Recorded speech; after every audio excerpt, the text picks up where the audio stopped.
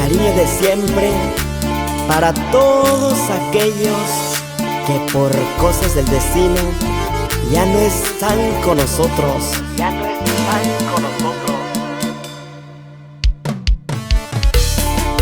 Mixteco talentoso.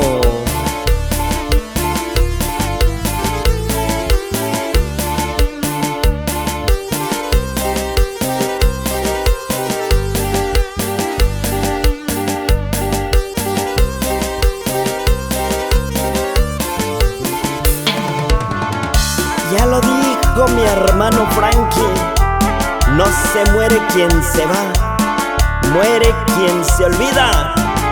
¿Que no, paisanos?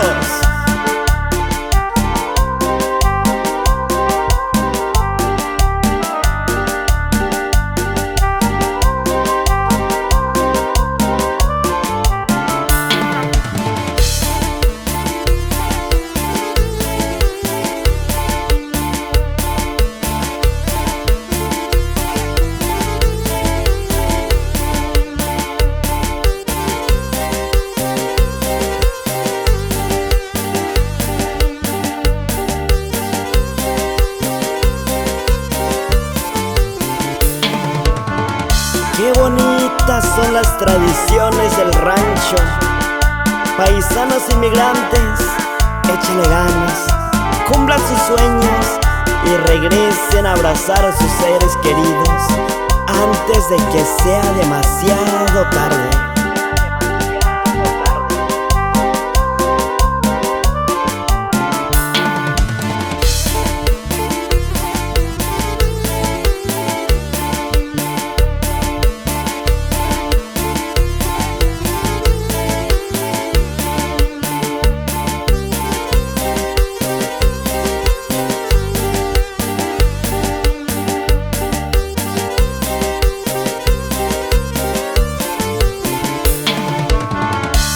Disfruten la vida, paisanos, porque tarde o temprano, allá donde las praderas son verdes y el agua tan pura y cristalina, nos espera.